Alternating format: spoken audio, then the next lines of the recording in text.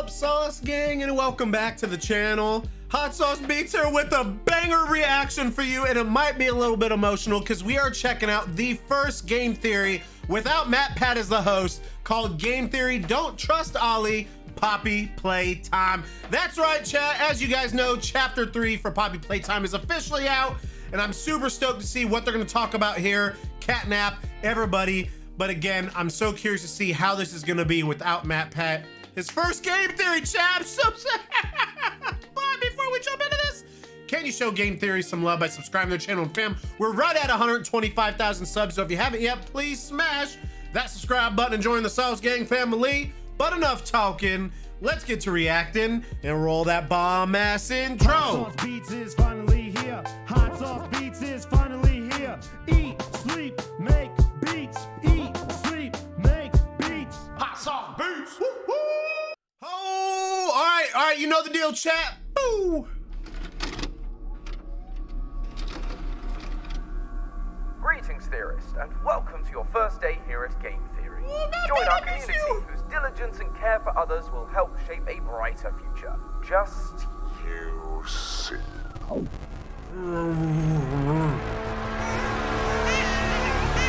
Yeah, they're all dead. They're all dead.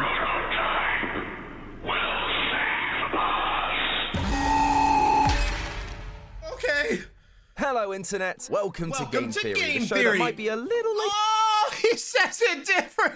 I mean, I guess that's a very MatPatty thing, so I get it, but... Hello, Internet. Welcome to Game Theory, the show that might be a little late to the Poppy party, but hey, so are Mob Games, so fair is fair. Now, I'm sure you're probably wondering why MatPat suddenly sounds British, so let me introduce myself. British. I'm Tom. I'm from England. Hi, I'm allergic to Tom. apples. I want to be Dorco at axe throwing. Oh!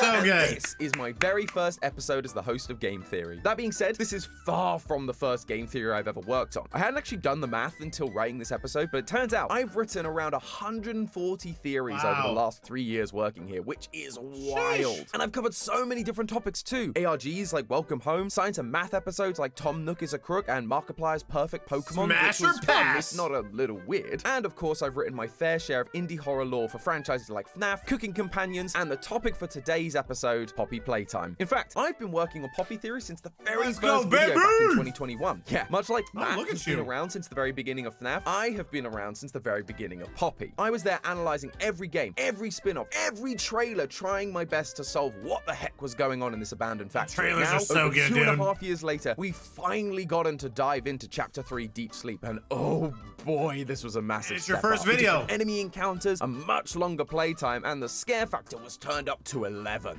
Oh my god, why? How? Weirdly, not the scariest teacher I've ever had. High school theater was rough, but that moment's a little way into Real the story, rough. so let's start So from the beginning. rough. We are dropped down a trash chute by the big bad of this chapter, Catnap. After escaping being crushed, we find our way down to a giant underground orb that contains the mysterious and horrifying location that's been teased since the end of Chapter 2, the Playcare. As we descend, we are introduced to a new character, Ollie, a young boy that speaks to us over a telephone and Ollie. is working alongside Poppy and Kissy to take down the prototype. That sounds very suspicious and similar to FNAF.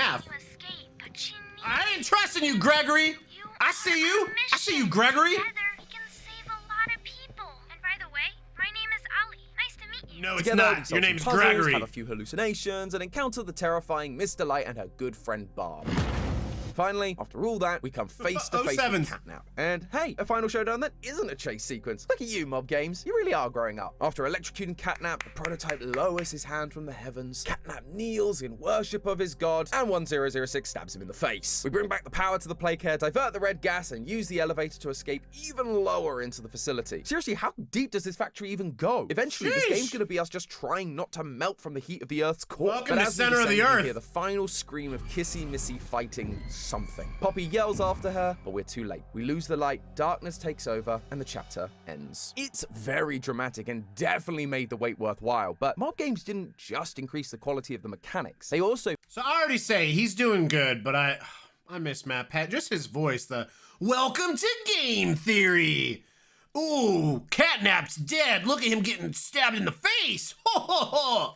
That's a terrible Filled impression, it to I the know. brim with the good stuff. That's right, this Sky Dome is bursting at the seams with lore. We've got more Lore. VHS tapes, notes, death messages, all that show us that we were right about the red gas, what the Hour of Joy was, and when it happened. But it while was the the chapter proved slaughter some of those all the theories humans. right, it also threw other theories into question. Namely, what is the true identity of the prototype? For a long time, we've believed it to be the CEO of Playtime Co., Elliot Ludwig. However, with the reveals of this chapter, I'm no longer certain that's the case. And it all comes down to two characters. Our newest helper and guide through the playcare, Ollie, and the often ignored and angry character we hear about from the VHS tapes, Rich. Something old and something new. What up, Feels Richie? kind of fitting for my first episode, really. Step into my shiny metal Yo, cable car, Richie! friends. It's time for us to find the truth hidden inside this horrifying factory. Kind of makes me feel like Willy Wonka. Come with me, and you'll be in a world of pure annihilation. Annihilation. So to kick things off, why do I think Elliot Ludwig is deconfirmed as the prototype? Well, in this chapter, there is a radio program we hear playing while exploring Home Sweet Home. Local authorities report that the body of a young boy has been found on the estate of the late Elliot Ludwig. Organs as well as Okay. key bones for the skeletal structure were reported missing from the body. A child's body was found at That's his home odd. missing bones and organs. The pieces that we know are being used to create these bigger bodies, thanks to some paperwork discovered during Bigger the chapter Bodies 3 ARG. initiative. This flies in the face of our initial theories that Elliot wasn't aware the experiments were being done. Now, it does say that this was the home of the late Elliot Ludwig, meaning that he's dead when the body was discovered, but that doesn't 07's mean that chat. he was dead when the body was placed there. And given how explicit this is, it feels like the devs are trying very clearly to show us that he knew what was going on. In our recent timeline episode, our proposed solution was that he was aware, but lost his memory during the conversion process, like we see happen to Thomas Clark during the restoration Prototype. VHS tape. That's why he turns on the staff despite being involved in the experiments himself. However, I'll be the first to admit that this is pretty speculative. We've not heard from Elliot Ludwig himself outside of the announcement for Playcare. We've assumed that he would become angry because we feel like he wanted to help the kids rather than hurt them thanks to the adoption posts around the factory, but it's a pretty loose connection. I also found this post from Reddit user Infinite Universe on the Game Theory subreddit that showed a drawing from Elliot Ludwig's office during chapter 2. This drawing is addressed to Elliot, but notice what's at the top of the picture. Mummy Longleg's arm, meaning Mummy, Oh, experiment okay. 1222, had to be in existence while Elliot Ludwig was still alive, so he cannot be experiment 1006. It's basic math. So this isn't exactly new evidence for chapter 3, but it is great evidence nonetheless, and it was certainly new to me. Good job on finding that That one, does guys. kind So of if it's not cancel out Elliot some of Ludwig, those then theories. who So, I mean, is the that's very prototype? useful. For that answer, we need to take a look at our something old, Rich. If you have no idea who I'm what talking up, about, I Rich? don't really blame you. To be honest, I kept forgetting who he was between chapters. Despite I don't appearing know who in he is. every installment, he doesn't seem to have any connection to the story whatsoever. He was working in the storage rooms in chapter 1. He got demoted in chapter 2 to the, quote, Island of Misfit Toys. Sounds like a which, bad employee. Nice Rudolph reference there. But third time's the charm, I guess, because now in chapter 3, he's back with another VHS in one of the caves we explore outside the Playcare. When I heard his name, I realized he had to be important to all this. And thanks to this new VHS, around since the I think beginning. we know why. Have a listen and see if anything jumps out Stuart to and you. Rich. I take it you're not a fan of these plays, are you? Nope, never liked the feel of it. I mean, don't you think these kids deserve some real sunlight instead of floodlights and painted skies? We're not even allowed to talk to these kids. Isn't that... Sorry, Stu.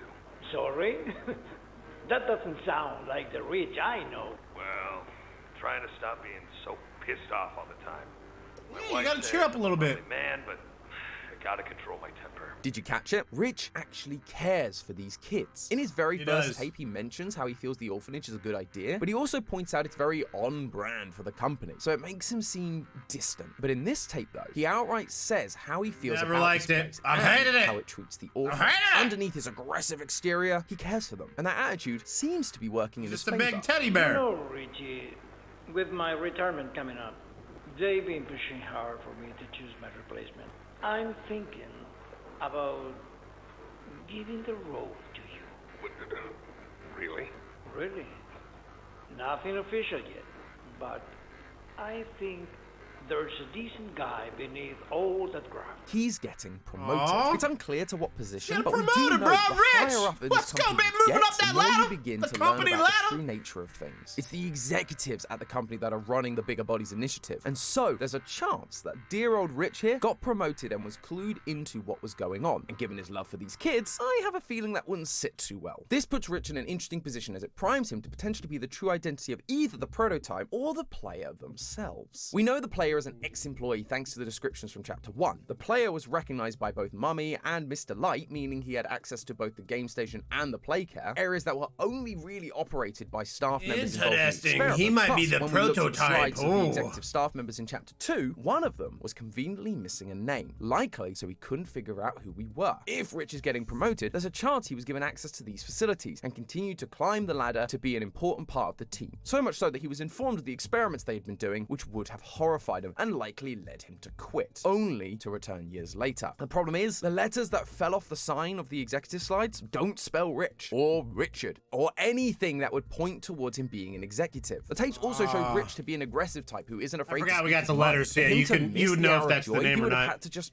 run away, which doesn't feel in character for him. I also don't think Playtime Co would be particularly happy with someone who knew what was going on and had a tendency to make a fuss about it, just leaving their position. I mean, just look at poor Rowan Stoll, fed to Boxy Boo for discovering the truth and planning to release it to the public. God, Which is why I 07's think to it's him. far more likely that Rich is the one that goes what on happens to if you're a become bad the employee there prototype. at The VHS shows Playtime that while Co. Rich is trying to keep it under control, he has a temper on him, which matches nicely with the prototype's violent tendencies. Because the next day I got demoted down here to the freaking island of misfit toys!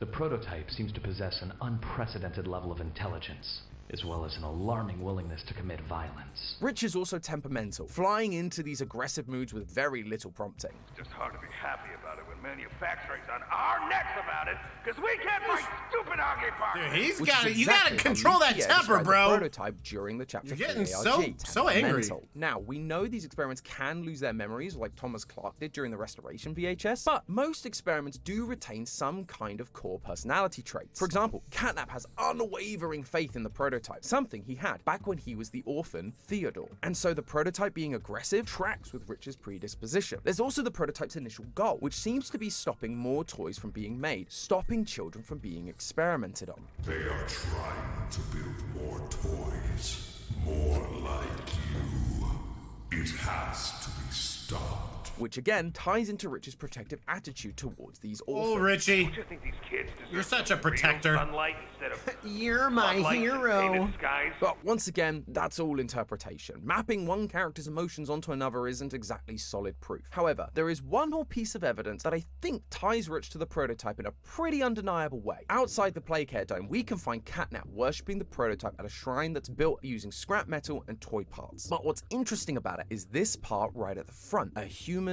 skeleton, acting as the head of this abomination. But it's not just any skeleton either. This skeleton is wearing a hard hat. I know, that seems like a really random detail, but think back to all the tapes we found of Rich so far. Each one has been found in the location that Rich was working in. Chapter 1 was the storage room, Chapter 2 was the rejected toy room, and in Chapter 3 we find his tape inside the cave next to toolboxes, construction platforms, and builder's lights. Rich was working in construction, likely after being demoted. Rich again is for the head of toy that part. statue. Now, I'm not saying that this No skeleton pun is intended, Rich. get it in the Instead, head. I'm saying that much like the shrine is symbolically showing us the prototype and how it's made of lots of toys, this skeleton is symbolically trying to tell us that Rich, a construction worker, is the human inside the prototype. A man who was angry at the company for destroying the lives of these innocent children, and so given the opportunity, took revenge. It also lines up pretty well from a timeline perspective. It might be easy to think that if Rich became the prototype, he couldn't be angry at the company or their experiments, as the children weren't turned into toys until after the prototype was made. But that isn't necessarily the case. Remember, the prototype is experiment 1006, and in Elliot Ludwig's office, there's a note talking about the experiment using poppy gel to revive dead rats. It's the one that has the line about using larger subjects, i.e. children. This test was labeled 814, almost 200 experiments before the prototype came into existence, meaning there were 200 failed experiments before they found success. This is what Rich discovered, the plans to turn these kids into monsters. Maybe he even witnessed those 200 experiments fail, the lives of those orphans lost in the pursuit of science, innovation and cheap labor. So he did what he always did. He complained. He tried to labor. get it shut down, but obviously it didn't work. And Playtime Co. did the only thing they could do to stop him going to the press. They used him as another test subject, helping to create the first successful experiment, 1006. And so he rallied the toys to help him take revenge on those who harmed them. And then he created the Hour of Joy and killed them all and got his revenge! Freedom! Freedom, freedom! That is a clip from the song Sleep Well by CG5, Yeah, a song baby! made in partnership with Mob Games and was posted to the official Mob Games YouTube channel. Freedom, it is freedom! an absolute bop. But what's more important is the extra lore hints it gives us. The song shows the toys prior to the Hour of Joy, repeating over and over again that they want freedom. This was the reason for rebelling and causing the Hour of Joy. This is what the prototype was promising them. And as we know, they succeed. They kill off all the staff members, they have control of the factory, save the orphans, and yet, when we return, the toys are still here, still serving 1006. They never got their freedom, but why? Well, in the song, we do hear this repeated lyric, an artificial facade from a fraud of a god. And it makes way more sense when you check out the other version of this song that was released on the same day on CG5's channel. The song is exactly the same, but the video is different. It's set after the Hour of Joy, with a destroyed Playtime Co. factory, scratches, dust, and blood lining the walls. The toys are still singing about freedom even now, and so it feels like Mob Games spelling out that 1006, the only character we know that has been compared to a god, is a liar. And we can see this for ourselves in the Chapter 3 death screens. We've believed for a while that these death screens are not coming from just one person, but rather multiple. Most notably, however, any message with capital letters seems to be coming from 1006 himself. And in this game, one of them stood out to me. This research must stay buried. Nobody may leave. He was never going to let the toys leave the factory. Instead, he wants to keep everything locked away. And I get it. I'm not sure the world is going to be super accepting of a bunch of flesh-eating sentient toys. But more importantly, if all these experiments were done in the pursuit of cheap labor and eternal life, it wouldn't take long for others to try and do the same thing again, harming more children. Freedom! Freedom, freedom! That song, dude, is so good. Safe either. They would become case zero in these new experiments, picked apart and tortured so they could figure out what makes them tick. It would mean more pain and suffering for those who've already suffered enough. As one of the death messages says, these souls deserve peace, which won't come to them if they are released into the outside world. But clearly they aren't at peace down in the factory either. Like the song shows, they're still begging for freedom all these years later. And now characters like Kissy Missy are helping us because they realize the freedom that 1006 promised them isn't coming. They're turning on him. They're restless, which then leads Catnap to tie up and torture anyone that loses faith, these so-called heretics, like we see with Dog Day. However, it is Catnap who is blinded by his faith, because another death message reads, burn this place to the ground. Combining that with the message from earlier about keeping all the research buried, and I think we have a pretty strong idea of what the prototype is planning. He wants everything the company ever touched destroyed, be it the poor children that got turned into toys, or the executives at the company like us who performed these horrible experiments. All of them must burn along with this place. From his perspective, this is an act of mercy, at least for the toys. They will finally be put to rest. Finally, they will know peace. Which is why, while Catnap is suffering during Chapter 3's final boss fight, rather than helping him, the prototype kills him and drags him away. He stopped Catnap's suffering. Literally hooked him up by his mouth and just pulled him away. Justice. Ow! That would hurt. We are the last senior employee that remains. We need to pay for our crimes to make sure that the horrors that happened in this place never happen again. But for that to work, he'd need to lure us here, to put us in dangerous scenarios we likely won't escape from. Something that stood out to me is the final tape we received. Will Robinson, danger! Charlie Sawyer, the doctor, the one who started the Bigger Bodies Initiative, talking to 1006. There are a couple of key details in this tape, like the fact the prototype occasionally slips from singular pronouns to plurals. I possess a question. You stick us, beat us, tear at flesh. Do you feel it? Which does make sense when you consider he's adding other toys to himself, making them part of him, like Mummy Longlegs told us. But the big takeaway for me was this last section. Regardless, I learn something new about you every day. Thank you. You thank me? Absolutely. I learn something new about you every day. 1006 has the ability to mimic voices, and specifically voices he's heard, rather than just voices of the people that are a part of him. That is the last thing they tell us about 1006 in this chapter. It's literally the parting words we get from these VHS tapes, which again tells me they're important to Gregory, mimic. What? bear in What? mind when we look back at this chapter. And while I could make a joke about there being a robot that can mimic people down in the basement seeming a little bit familiar, I'm gonna hold off because it actually ties into another character I promised to talk about today, our new helper, Ollie. Ollie felt like a weird addition to me in this chapter, and not just because he sounds exactly like Gregory from Security Breach. See? Gregory? Is that Gregory? Gregory? Someone said Gregory. Stop. Not Gregory. Gregory? You made it here? Oh no! Who's this? Gregory? No. Check this out. Look at the two Gregory. Yeah, you're not really helping the whole FNAF connection here, Mob Games. Regardless, I found his presence odd purely because of one crucial detail. He's a child. The factory has been abandoned for 10 years. Any child that somehow survived this long would be at least a tween at this point. And he does have to be inside the factory as well. Otherwise, how does he send us keys to the various parts of the playcare? It also seems unlikely that this is just a toy with a child's voice. Every toy we've encountered, Mummy, Poppy, Dog Day, all have adult voices. So if he was a toy, he wouldn't sound the way he does. But then, who is he? Simple. I'm suggesting that Ollie is a voice that the prototype is using to deceive us and Poppy. There's this drawing from chapter 2 that shows a child playing with all the bigger bodies, and in it you can actually see Poppy standing there playing with the child. Poppy is the one that tells us to trust Ollie, which makes me think that he might have been a child she played with in the facility, and that's why she's willing to trust him. Plus, if you go through the game files and look at previous maps, you can find a room in Home Sweet Home called Ollie's room, meaning he was a real child in the playcare at some point, which would have allowed 1006 to mimic him. And here's the thing, up until now, we've managed to escape both the likes of Huggy Wuggy and Mummy Longlegs without any help from anyone. Why now do we suddenly need help to get through the playcare? Sure, Ollie does have all the keys to the facility, but when it actually comes to things like puzzles and monsters, he doesn't offer us any help or advice. He goes quiet, Gregory! Us to it. The only time he speaks to us is telling us where to go next, leading us into more and more danger. When you beat Catnap, you also get this weird line. Wow, you did it! You must feel pretty good. With Catnap dead, you're one big Those look like the wires from FNAF 2. Not 2, but... to winning. You've made your choice. You're staying to help Poppy. Well, finish the job. This win is yours. The words are technically correct. The best kind of correct. But the tone feels off, almost sarcastic, especially that line, "You've made your choice." Like, my guy, I've been helping Poppy since the beginning. That hasn't changed. And also, I couldn't escape even if I wanted to. What I think this is a slipping of the mask. Ollie accidentally revealing his true self because he doesn't want us to win. He wants us dead. Now, he doesn't speak entirely in plurals, yeah, good job, I hate you. Neither does the prototype, especially when he's mimicking someone else. I learn something new about you every day. I learn something new about you every day. That being said, Ollie does occasionally use lines like this. But she needs you. We need you. You are our mission.